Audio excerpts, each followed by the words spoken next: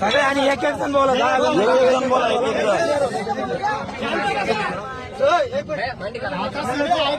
लोग सभी कायदे का डिपार्टमेंट की इज्जत करने वाले लोग हैं। अपने कोई ये नहीं करना है। साहब अपनी मदद के लिए खाली गलत फहमी इतनी है कि कार्रवाई क्या हो रही है। साहब को बोलने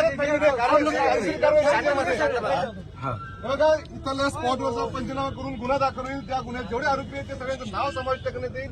जेवढे आरोपी आहेत तेवढे अटक होतील। माल जिथून आणला तिथं पण आम्ही जाणार आहे। माल जिकडे चाललाय त्यांना बी आरोपी करणार आहे। ही सगळी कायदेशीर प्रोसेस आहे। पण इथून पंचनामा करून सुरुवात केल्याची होणार नाही। तुम्ही जर असं जर बसाल तर कायदेशीर कारवाई करायला विलंब होईल आणि याचा फायदा दुसऱ्याला होईल।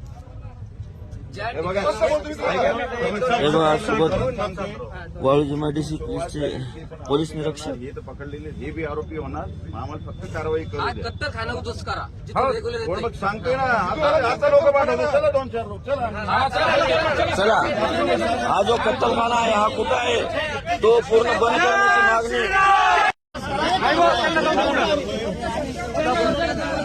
हे बघा इथं इटावा फाट्यावर मोठ्या प्रमाणात गोमांस सापडलेला आहे आणि हे सर्व कुणाच्या कृपेने चालू आहे हे बघू शकता आपण मित्रांनो।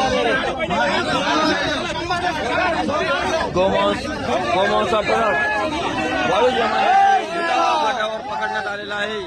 तरी सर्व जय श्रीरामच्या घोषणा आणि याला अटक करा पूर्ण।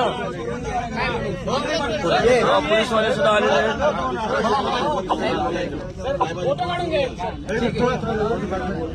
फोटो गोमांसी तस्करी आहे तरी हा ट्रक गोरक्षकांनी पकडलाय। भाऊ पुन्हा तुम्ही पकडला या रिक्षामध्ये ते माल चाललेला बर रोजच तस्करी होती काही रोजच तर यावर कुठंतरी पोलीसवाल्यांनी सुद्धा आळा घालायला पाहिजे।